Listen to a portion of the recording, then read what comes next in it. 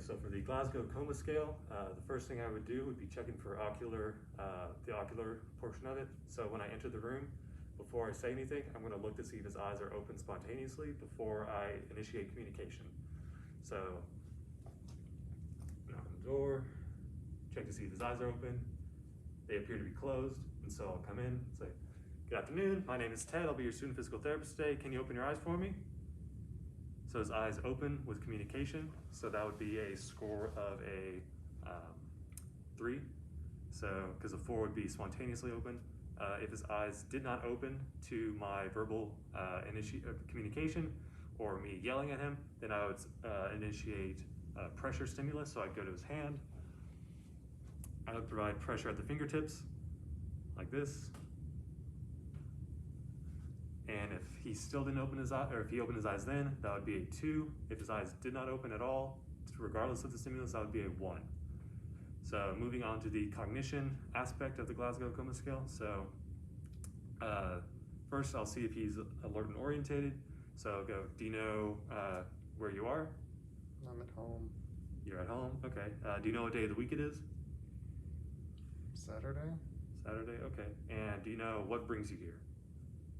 I'm at home. Okay, so he is alert, but he's not orientated ×3. He was able to communicate coherently, but he was confused. If he was alert and orientated ×3, that would be a score of a 5. But since he was not and he is confused, that's a score of a 4. If he was able to communicate with single words, such as yes, no, maybe, that would be a score of a 3. If he was only moaning and groaning, that'd be a score of a 2. And if there was no verbal communication at all, that'd be a score of a 1. And then lastly, for the motor aspect,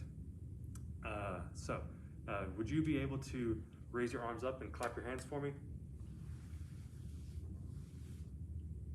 All right, so he was not able to follow a 2-step command. That would have been a 6. So we'll go down to the next one. So I'm going to pinch his upper trap and see how he responds. And I'll do it on the other side so you can see on the camera.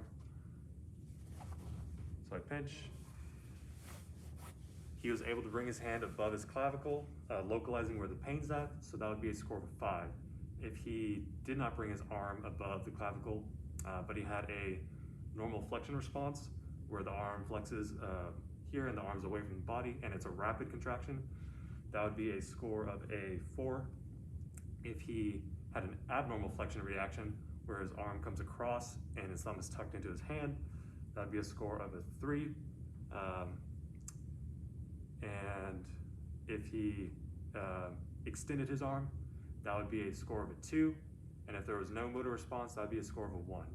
So totaling up the combined scores, he should have it was a 3, 4, that should be his total score of 12.